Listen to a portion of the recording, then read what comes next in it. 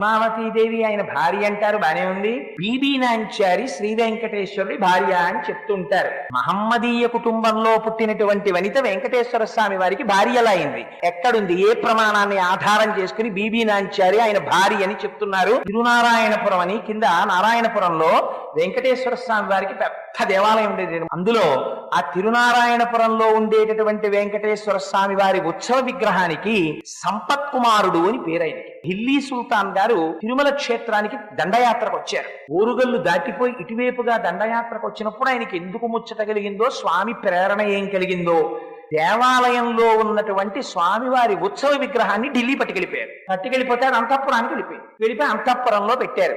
ఢిల్లీ సుల్తాన్ గారి కూతురు ఆ విగ్రహాన్ని చూసి, ఆ తల్లికి ఏం కనపడిందో అందులో, అబ్బాయి ఎంత అందంగా ఉన్నాడో, స్వామిని రోజు మహమ్మదీయ కుటుంబంలో జన్మించిన జన్మ కారణం కాదండి.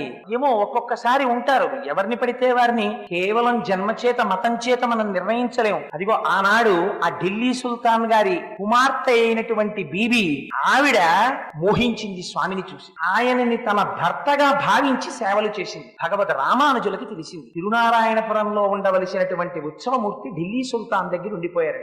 ఢిల్లీ వెళ్లి ఆయన సుల్తాన్ గారిని మెప్పించి ఆ ఉత్సవమూర్తిని తీసుకొచ్చేశారు. ఆ స్వామిని విడిచిపెట్టి ఉండలేకపోయింది ఆయన కుమార్తె.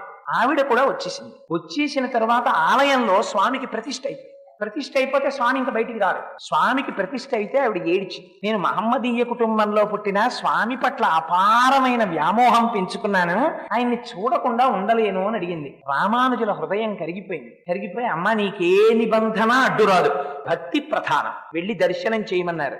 ఎవ్వరికీ దక్కని అదృష్టం ఆ రోజున ఏమైందో తెలుసా అండి? ఢిల్లీ సుల్తాన్ గారి కుమార్తె లోపలికి వెళ్లి స్వామిని చూసి కన్నుల నీరు కారుస్తూ స్పృహ తప్పి పడిపోయి స్వామిలో ఐక్యమైపోతే అప్పుడు భగవద్ రామానుజులు నిర్ణయం చేశారు, ఈమె కారణ జన్మురాలు, సాక్షాత్ ఆండాళ్ వంటి తల్లి, ఏమో ఏ కారణం చేతనో మహమ్మదీయ కుటుంబంలో జన్మించింది అని అప్పుడు బీబీ నాంచారికి విగ్రహం చేయించారు.